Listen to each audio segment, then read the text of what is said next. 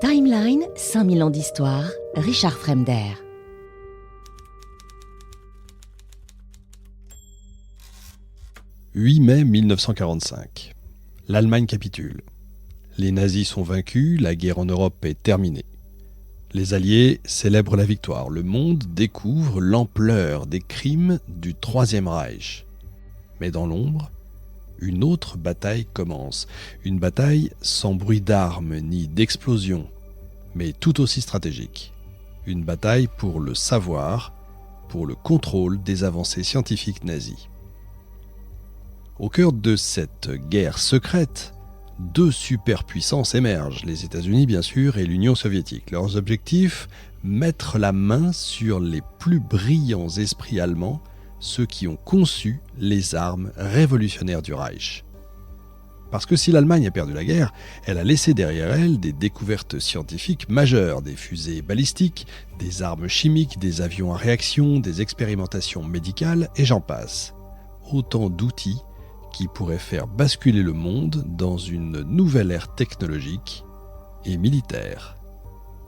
C'est ainsi qu'en 1945, les États-Unis lancent l'opération Paperclip, trombone en anglais, un programme secret destiné à exfiltrer des scientifiques nazis vers l'Amérique. Officiellement, il s'agit de contrer l'expansion soviétique en récupérant ses cerveaux avant que Moscou ne le fasse. Officieusement, le programme va bien plus loin. Les États-Unis vont offrir une nouvelle vie à d'anciens serviteurs du régime hitlérien, certains d'entre eux impliqués même dans des crimes de guerre. Le tout sous couvert du secret d'État. Les noms de ces hommes sont connus aujourd'hui. Vous connaissez le plus célèbre, Wernher von Braun, architecte des fusées V2 qui semait la terreur sur Londres, mais aussi futur père du programme Apollo. Otto Ambros, chimiste qui dirigeait des usines de production d'armes chimiques et de main-d'œuvre concentrationnaire. Kurt Blomme, spécialiste de la guerre bactériologique, ayant mené des expériences sur des prisonniers. Et pourtant, recruté par les services américains. Pourquoi les États-Unis ont-ils choisi de fermer les yeux sur le passé de ces hommes? Quel secret cette opération a-t-elle couvert? Et surtout, quel héritage l'opération Paperclip a-t-elle laissé? Dans cette première émission qui en comptera deux, je vais vous raconter cette histoire méconnue où se croisent espionnage, ambition, militaire et dilemmes moraux. Bienvenue dans l'un des chapitres les plus troublants de l'après-guerre, l'opération Paperclip.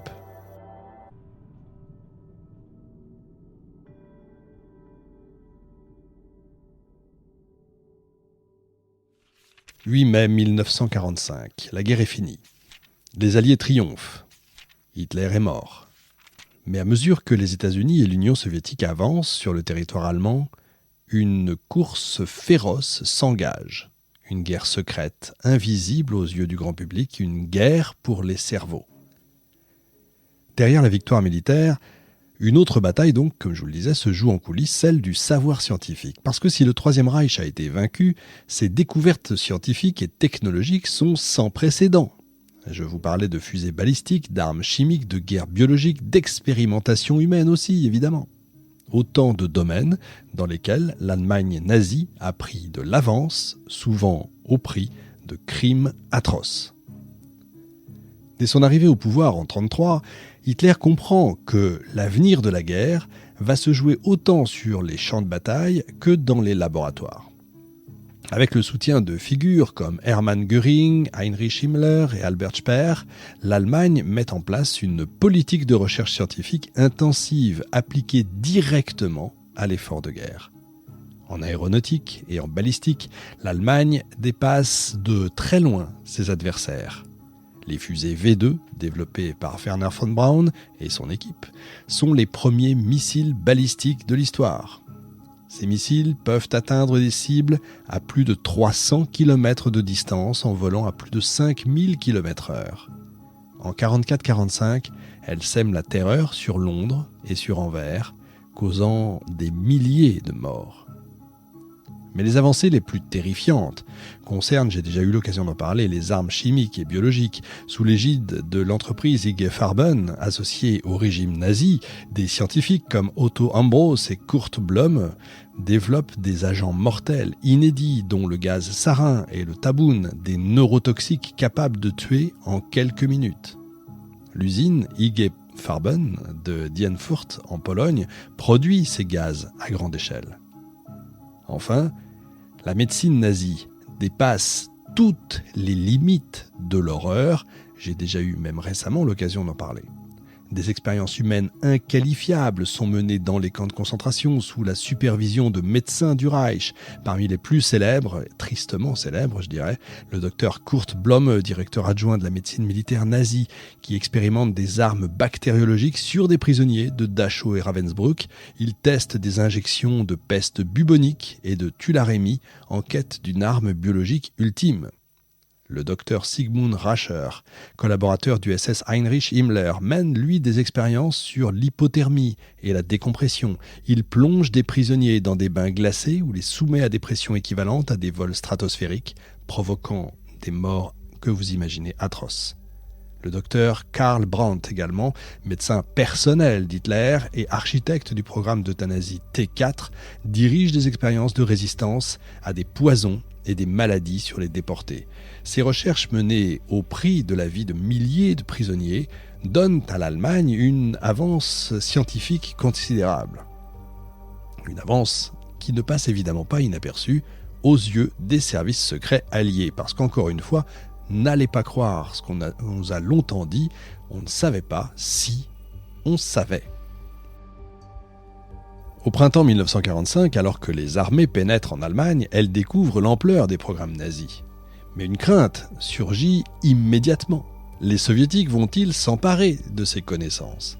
Parce que l'URSS de Joseph Staline n'a pas seulement joué un rôle décisif dans la défaite nazie, elle a aussi des ambitions claires, exploiter le savoir du Reich pour développer, elle aussi, ses propres armes. Le 16 avril 1945, la Russie lance l'opération Ossowia-Kim, l'équivalent soviétique de Paperclip. À la fin de la guerre, Moscou va déporter plus de 2200 scientifiques allemands en Union soviétique pour travailler sur ses propres programmes de missiles et d'armes chimiques.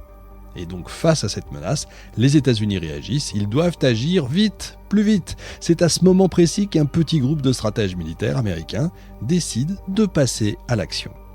L'idée germe en 1944, déjà avant même la fin de la guerre. Le Joint Chiefs of Staff, le JCS, l'état-major interarmé des États-Unis, comprend que l'issue du conflit ne sera pas seulement une question de victoire militaire, mais aussi de contrôle technologique. Sous la supervision de William Donovan, le directeur de l'OSS, c'est l'Office of Strategic Services, le bureau des services stratégiques, c'est l'ancêtre de la CIA si vous voulez. Sous sa supervision, un programme de repérage des scientifiques allemands est mis en place. Il est confié à une agence spéciale, le JIOA, le Joint Intelligence Objectives Agency. Dès mai 1945, une mission secrète, l'opération Alsos, est lancée pour identifier et capturer les scientifiques allemands avant les soviétiques. La priorité est donnée aux experts en fusée, bien sûr, mais aussi en chimie et en médecine. Timeline, 5000 ans d'histoire, Richard Fremder.